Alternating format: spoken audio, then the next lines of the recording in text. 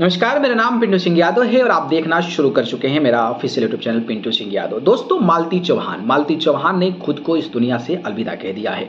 इस दुनिया से अलविदा कहने के बाद उनको तमाम चीज़ें जो है निकलकर सामने आ रही है। इस कड़ी में उनका जो पीएम रिपोर्ट है, पोस्टमार्टम रिपोर्ट है, उसको लेकर एक चौंकाने वाली जानकारी सामने आ रही है। और मालती चौहान के पिता ने क्या कुछ कहा है इस पोस्टमार्टम रिपोर्ट्स के बारे में, इसकी पूरी जानकारी आपको इस वीडियो में मिलने वाला हूं। तो चलिए शुरू करते हैं। दोस्तों, बात करें तो जैसा कि तमाम मीडिया खबरों के मुताबिक माना यह जा रहा था कि जो मालती चौहान है उस दुनिया को अलविदा कही है, तो उसका जो पीएम रिपोर्ट है वो जो है वो चौंकाने वाला था। और वो ये था कि मालती चौहान को किसी ने नहीं बल्कि खुद ने इस दुनिया को अलविदा कहा है। ऐसा तमाम न्यूज़ चैनलों के खबरों के मुताबिक मैं आप सभी को जानकारी दे रहा था। लेकिन अब इस कहानी में एक नया ट्विस्ट आ रहा है। जी हाँ, नया ट्विस्ट ये है कि लगभग 5 दिन तक पीएम रिपोर्ट बाद आता है। अब पीएम जो पूरा का पूरा फोटोज जो है वो कहीं ना कहीं उनके पिताजी को मिल गया है, मालती चौहान के पिता को।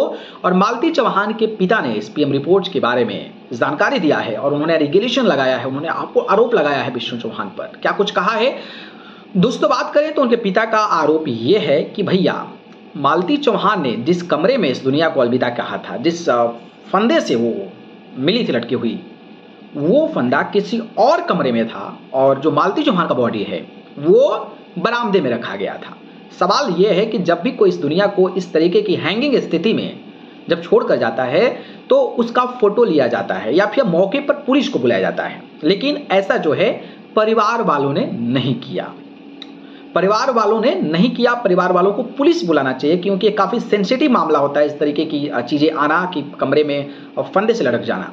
लेकिन शायद विष्णु का जो परिवार है वो इस तरीके की चीज़ें नहीं कर पाया, ना फोटो लिया, ना पुलिस को बुलाया, बल्कि उसकी बॉडीज को निकाल कर बरामदे में रख दिया, यहाँ के हॉस्पिटल में ले जाने का प्रयास नहीं किया।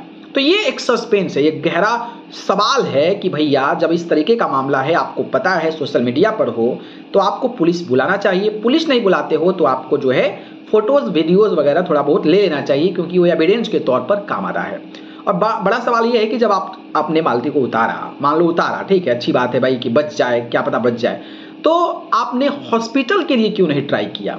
ये संदेह जो है उनके पिता पर गहरा रहा है और उनके पिता जो है विष्णु पर आरोप लगा रहे हैं। हालांकि ये जो पीएम रिपोर्ट है उसका एक्चुअल फैक्ट क्या है उसको लेकर जो है वहाँ के कलेक्टर को रिपोर्ट भेज दिया गया है। वो पुलिस को भेजेंगे थाने में, थाने जो है वो बताएगा कि इसका पूरा का पूरा प्रोसेस क्या है, क्या मामला है, कैसे हुआ है। ये सारी जानकारी जैसे ही निकलकर सामने आती है मैं आपको बताऊंगा। लेकिन जिस तरीके से उनके पिता का ये कहना है कि बरामदे में बॉडी मिलना, दूसरे कैमरे में फंदे, और इंटरेस्टिंग बात यह है कि जो साड़ी है ना उसमें कोई भी स्ट्रेच नहीं है। मतलब इतनी हैवी बॉडी जब हैंग करेगी, लटकेगी, तो उस पर स्ट्रेच आ जाता है, मुड़ा मुड़ा सा हो जाता है कोई भी चीज़, लेकिन वो मुड़ा मुड़ा भी नहीं है, ऐसा उनका आरोप है। बाकी आपको क्या लगता है, क्या विष्णु अगर इतना समझदार है, इतना यूट्यूब पर वीडियो बनाता है, तो उसको तस्वीर और वीडियोस नहीं लेनी चाहिए? और अगर लेनी चाहिए तो क्यों नहीं लिया? और अगर बॉडी को उतार भी दिया तो हॉस्पिटल के लिए क्यों नहीं ट्राई किया? ये एक गहरा संदेह भर रहा है। बाकी आप लोग इसको कैसे देखते हैं बताइएगा। ठीक है, धन्यवाद।